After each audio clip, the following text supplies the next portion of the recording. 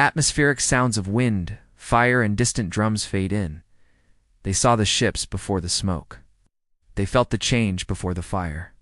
Across the vast expanse of a continent, whispers carried on the wind. Strange sails on the horizon, pale faces emerging from the mist. The world was about to change forever. But what if they had united? Music swells, then fades. For centuries, the story of Native American resistance has been one of fragmentation and defeat. From the shores of the Atlantic to the plains of the Midwest, diverse tribes faced the onslaught of European colonization alone. It's the Powhatan Confederacy in Virginia, the Iroquois League in the Northeast, and later, Tecumseh's desperate attempt to forge an alliance. All valiant efforts, but ultimately overwhelmed by the tide of history. Divided, they fell. The concept of the great law of peace, of nations united for mutual defense and prosperity, takes hold across the land. A shared language emerges, a blend of trade tongues and sacred dialects, allowing communication from coast to coast.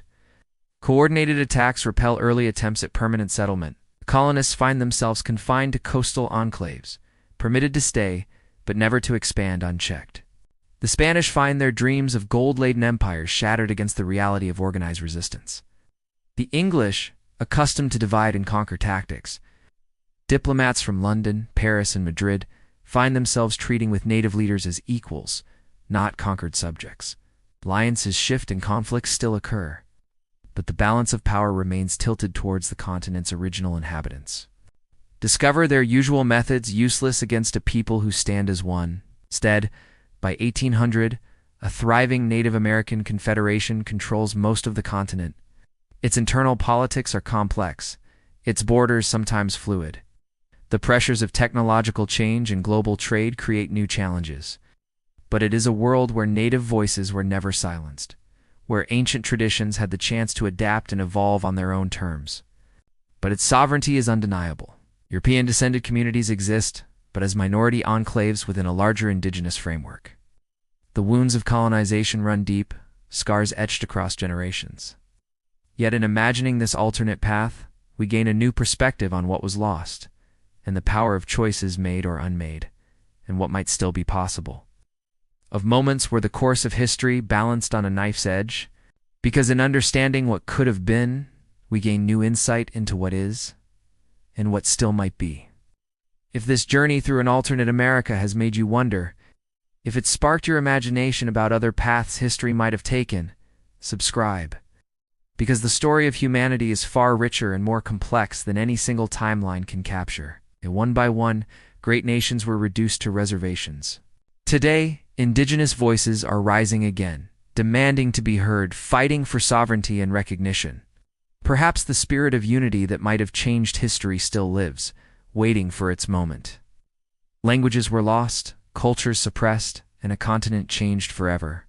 Would a united Native America have truly withstood the pressures of a changing world? Or would the lure of European technology and the sheer weight of numbers have eventually tipped the balance? Would the world have respected their sovereignty, or tried harder to crush it?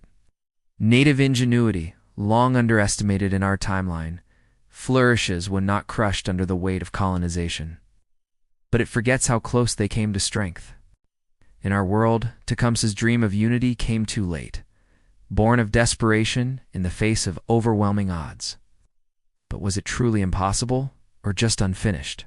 Traditional knowledge of agriculture, medicine, and resource management blends with select European innovations. Cities rise, but they are cities in harmony with the land, not imposed upon it. The Spanish came first, their conquistadors driven by gold and glory, where our history books show a patchwork of colonies creeping westward. This timeline reveals a continent still firmly in indigenous hands.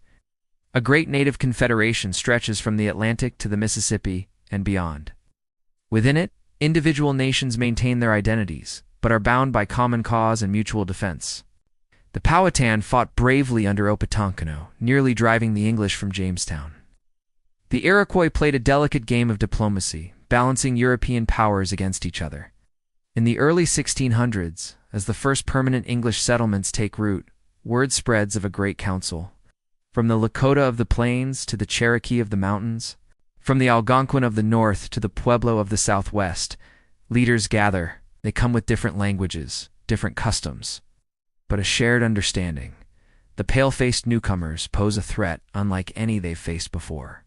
Tecumseh, the visionary Shawnee leader, crisscrossed the frontier, pleading for unity in the face of American expansion. Then the British, seeking land and riches.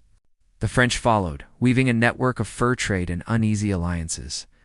With each passing decade, native peoples found themselves pushed further inland, their territories shrinking, their way of life under siege. Treaties were made, and treaties were broken. But it wasn't enough. Music shifts, becoming more contemplative. But let's say they did. Imagine for a moment a different path. In this world, the wisdom of the Iroquois Confederacy spreads far beyond its borders. Sound of drums intensifies. As European ships approach the shores of this new world, they find not scattered villages, but a united front. Trade still occurs, but on native terms. Furs, crops, and knowledge are exchanged, but land, never. By the dawn of the 18th century, the map of North America looks vastly different. European powers, unable to dominate through force, are forced to negotiate.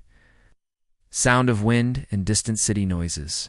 Technology evolves, but along a different path. The United States as we know it never comes to be.